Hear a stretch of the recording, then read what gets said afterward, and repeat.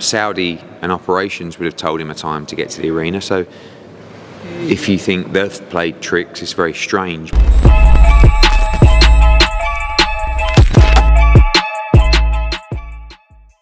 Megaphone here for Pro Boxing fans. We're in Sheffield. Dalton Smith, Jose Zepeda. Pleasure to be joined by Eddie Hearn. Eddie, I think the one phrase or word I've seen most used to describe this is bold. What makes you so confident that Dalton's capable of making what is on paper a massive step up? Yeah, I think just because he's good enough. And a lot of people have said to me this week, being around Zepeda and speaking to Manny Robles, and he's got Stitch Duran here, and you sure about this? This seems like a tough fight.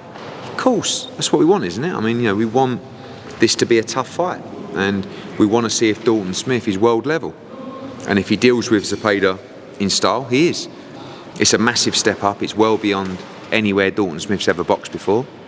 But we want exciting fights, and Dalton's up for the challenge and ready to perform on Saturday. We're a bit pressed for time, so can't really go through the whole card. I want to talk to you about some comments from Francis Ngannou. Now, you left a comment on a very slick and well-made post in the Pro Boxing fans' Instagram regarding comments Francis made about the time he was told to get to the arena. He felt tired because of that and then described it as tricks. Now, anyone's seen your comment, we know you've obviously not paid too much heed to that, but just if you could elaborate a bit on that, then is there any justification to what Francis said? When he said it's tricks, we didn't tell him a time to get to the arena. So, Saudi and Operations would have told him a time to get to the arena. So if you think they've played tricks, it's very strange. But just to explain, the broadcaster will give times when they would like the fighter to be at the arena. You really make your own decision about what time you actually get there. Some fighters like to be there a long time. Some fighters like to be there a short time before their fight. AJ would have been given exactly the same time that Francis Ngannou got, but may have chose to go 45 minutes later, an hour later, or whenever. It's up to you, and that's down to experience. So the fact that Francis Ngannou went at that time, firstly, tough. Two, what made you tired? Sitting on a couch for 45. AJ was in a car or in traffic, I think sometimes fighters just kind of look for an excuse because they can't digest defeat. Just say, I fought this animal and I was just well outclassed and got smashed to pieces. Fair play. That's what you should be saying. But sometimes it's difficult to overcome a loss.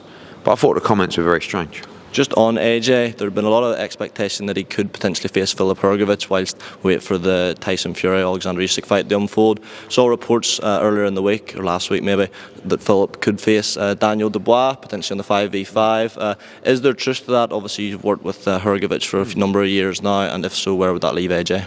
Yeah, firstly, AJ could fight Hrgovic next.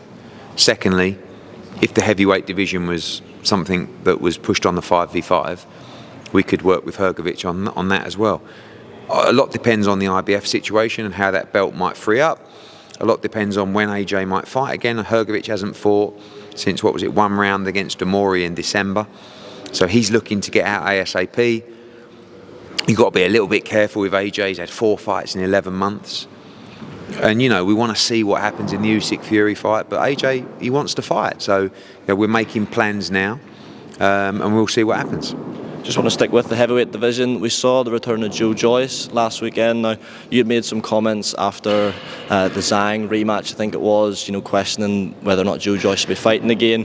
I think the consensus is a lot of people think he didn't look particularly good against Cash Ali at the weekend. Did you see it? What did you make of it? I saw it. No, I didn't think he looked very good, but it's not really the fight to look good in. But you say that, maybe you should have walked straight through him early doors.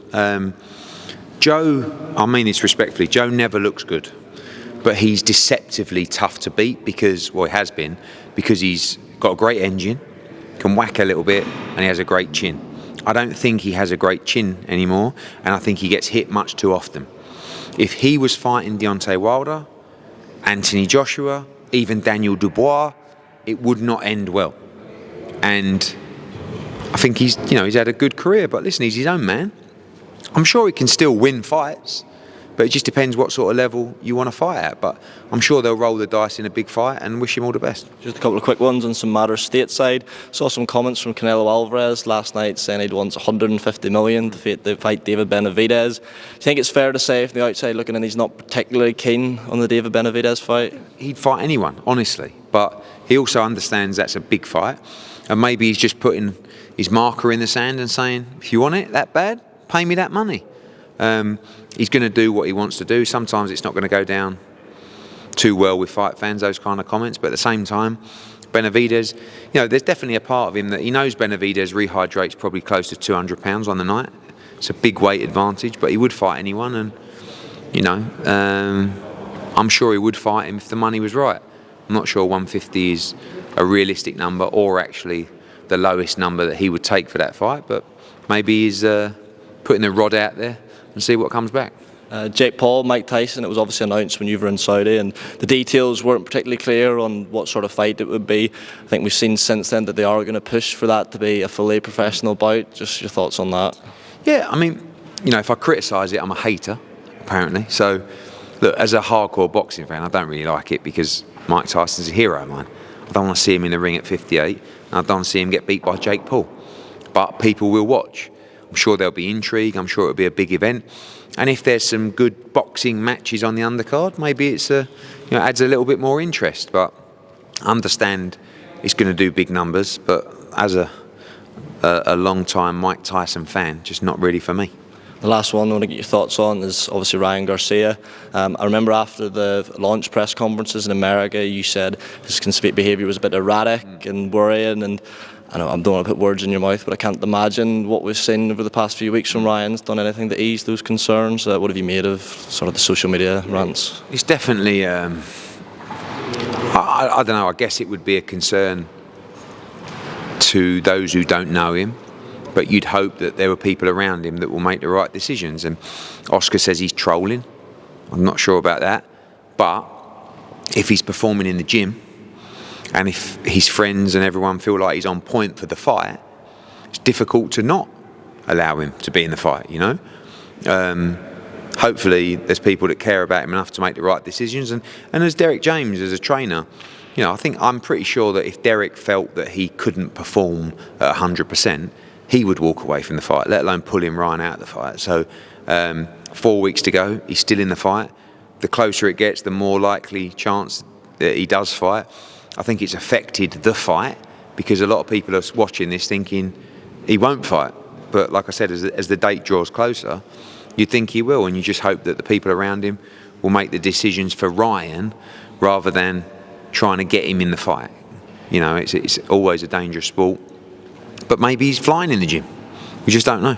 Is there a danger though you mentioned Derek James and Oscar De La Hoya, when they serve to financially benefit with Ryan in the fight, are they really going to be always acting with that interest?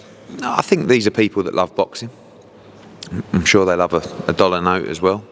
But you'd be disappointed if those people allowed a fighter to go in a ring not 100%. So yeah, hopefully they've got an eye on him and hopefully he's performing in the gym. Is there a backup plan in place? Not from me. It's not my show. So yeah. Obviously, we hope he's fit and healthy to perform on April 20th. I appreciate you waiting about and doing this. All the best. Cheers, mate. Cheers, mate.